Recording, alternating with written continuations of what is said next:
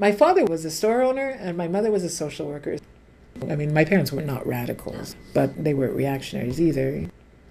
Like, even in high school, I was sort of involved in fighting the education system, and I was always like that. So, I mean, I just sort of fell into it, and then it grew. I was in the extreme left for a while, and where you had the solution, and it was international revolution and so on, and realizing that wasn't happening, or what had happened hasn't quite worked out as planned. And then I was a community organizer, and that's when, as I say, at a certain point, you just sort of say, we'll never get the job done because it's just getting worse, it's not getting better, there's more marginalization, there's more unemployment, it's not going to happen. And therefore basically saying, well, look, maybe I'll just start doing locally something that will make sense.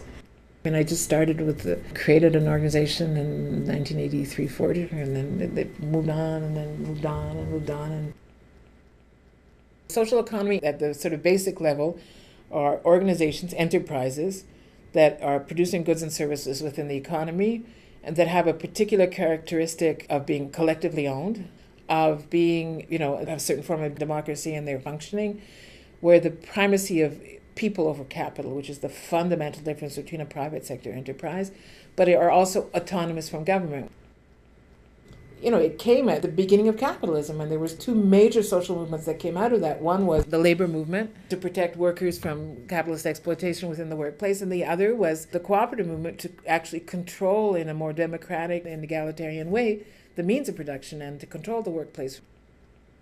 It is a movement in the sense that it is perceived more and more, particularly by young people, as a movement for transformation in which they can become proactive, that everything is to be done and it's not a done deal and you come into the ranks or you don't, but that a real movement in the sense of being a multi-stakeholder, multi-sector, multi-ideas.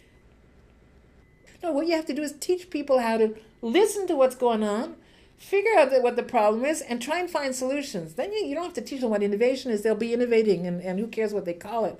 So, I think that's what we've done, is we've done a lot of innovation, in finance and all. But it's just because we say, okay, well, what has to be done? And then let's get it done, This movement is just beginning. It's not ending.